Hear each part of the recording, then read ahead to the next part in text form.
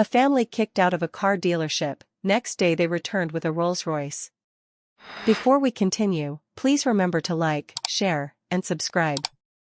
The morning air still clung to the coolness of dawn as the Wilson family pulled into the parking lot of Prestige Motors. The lot shimmered with high-end vehicles, each polished to perfection, reflecting the sky like glass. Prestige Motors was not known for its warmth. Its reputation rested on exclusivity, luxury, and a quiet disdain for anyone who didn't walk through its doors in polished shoes and designer clothes. Marcus Wilson, a man in his early 50s with calloused hands and a quiet strength, stepped out of the family's aging minivan. The vehicle groaned softly as his wife, Liana, opened the side door and helped their youngest son down. Behind them, their teenage daughter, Kayla, and eldest son, Devin, emerged, both wrapped in jackets too light for the crisp air. They stood for a moment, taking in the dealership. They didn't fit the usual mold. No sleek suits or silk scarves, no obvious jewelry or designer labels. Just a middle-class black family with hope in their eyes and purpose in their stride. 4 months, Marcus and Liana had saved. They were ready to buy a reliable sedan for Kayla, who had just earned her driver's license, and a durable SUV to make Liana's daily commute and grocery trips more manageable. Marcus had done his research.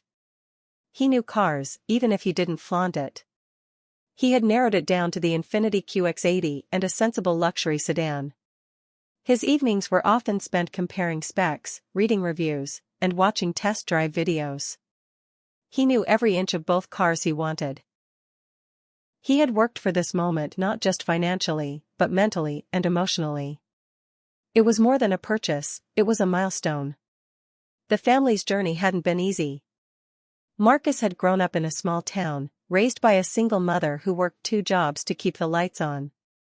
His first job was at a gas station, scrubbing windows and changing oil. He learned the value of work, the dignity in labor. Later, when he moved to the city, he started driving trucks. One delivery led to another, then to owning his own truck, then 5 more, then a fleet.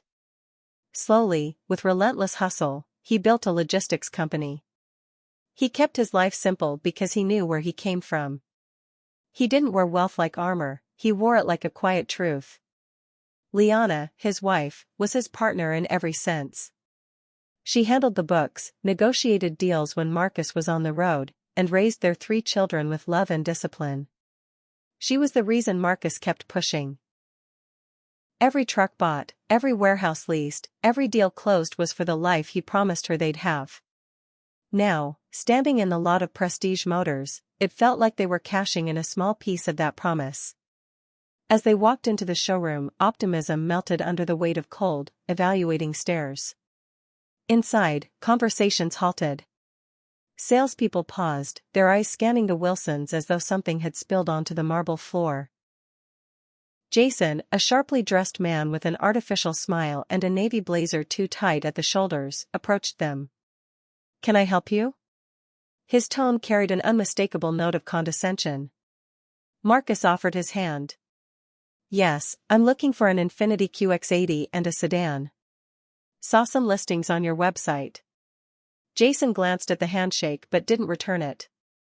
His eyes traveled from Marcus's work boots to Liana's faded handbag. "You sure you're in the right place? These aren't economy cars. They start at 70 grand. We don't offer rentals or subprime financing." Liana's face tightened. Devin stepped closer to his father, jaw clenched. Kayla looked away, already wanting to leave. "We're not here to finance," Marcus said, voice even. "We came to buy." Jason smirked, sharing an amused glance with another salesman nearby. "Of course. Feel free to look around," he said, waving them off like a nuisance. The Wilsons walked the showroom floor, ignored. Suited customers were ushered to leather chairs, offered sparkling water and brochures. The Wilsons were left to wander like intruders. When Devin leaned into a car to get a closer look, Jason reappeared. "Hey, we really can't have kids climbing in and out of the vehicles. Liability issues, you understand." Devin turned to his sister and whispered, "Let's go." They left quietly. Not in anger. Not even in shame. Just hurt. Liana held Marcus's hand tighter. Kayla wiped a tear from her cheek. It wasn't the rejection that stung. It was the judgment.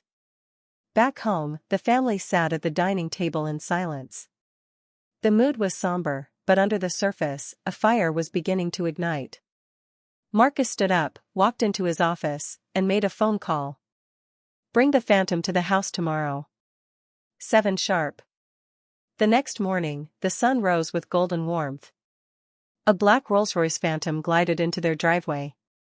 It wasn't borrowed. It wasn't leased. Marcus owned it. Few people knew the full story of Marcus Wilson. To the world, he was a quiet man who drove an old minivan. But behind that modest exterior was a titan of the logistics world. He had built his empire from scratch, a fleet of trucks, partnerships with major corporations, several warehouses across the country. He had just sold a minority stake in his company, enough to make most men retire. But Marcus had never craved the spotlight. He believed in value, integrity, and humility. He dressed simply because he preferred it. He drove the minivan because it worked. But that morning, he made a different choice. He dressed just like the day before. So did his family. No suits, no changes. They were the same people, but in a different car. As the Phantom purred into the Prestige Motors lot, heads turned. A valet scrambled to open the door. Jason, standing at the entrance with a coffee in hand, nearly dropped his cup. He recognized the car immediately. The license plate was famous in luxury collector circles. As Marcus stepped out, Jason straightened his tie and walked briskly to the door. "Welcome back," he said, voice cracking. Marcus looked him in the eye. "We're here to buy the same 2 cars we asked about yesterday." The manager, alerted by staff, came rushing out. He had reviewed security footage. He knew now who Marcus was. The apology was frantic, filled with embarrassment and remorse. Marcus held up a hand. "I'm not here for an apology. Just to make a purchase." A young woman named Elena, who had been silent during their visit the day before, stepped forward. "I'll assist you, sir." "Thank you," Marcus said. "My wife will take the QX80, fully loaded. My daughter needs a black sedan. And my son turns 18 next week. He needs something special. Surprise us." The buying process took hours. Elena treated them with patience, dignity, and a professionalism that hadn't been offered the day before. Marcus asked questions. Liana sat in each car and took her time. Devon, initially sullen, began to smile. Kayla got behind the wheel of a glossy black sedan and said, "I feel like a grown-up." Jason stood to the side, watching the commissions he expected slip through his fingers. The manager insisted on offering discounts, but Marcus declined. "I'm not here for a bargain. I'm here for a message." When the final papers were signed, Marcus turned to Jason. "You judged us by our clothes. By our car. But wealth doesn't always shout. Sometimes it just walks in quietly and leaves a message." The Phantom pulled away, the new car scheduled for delivery later that day. But what Prestige Motors received wasn't just a sale. It was a lesson. One that would echo through the glass walls of their showroom for years. Because that day, a family didn't just return with money. They returned with dignity. And they left with respect. From that day on, Elena's sales increased. People whispered about the woman who had treated the right customer right. Jason, however, never recovered from the loss of those commissions. The story of the Wilsons became something of a legend among the staff, a reminder never to underestimate. And Marcus? He returned to his life quietly. The Phantom went back into the garage. The minivan, as usual, picked up groceries. But now, whenever he passed Prestige Motors, he smiled. Because sometimes, the loudest statement comes from those who speak the softest. If you enjoyed this story, ensure to like, share and subscribe and also comment where you are watching from. Thank you.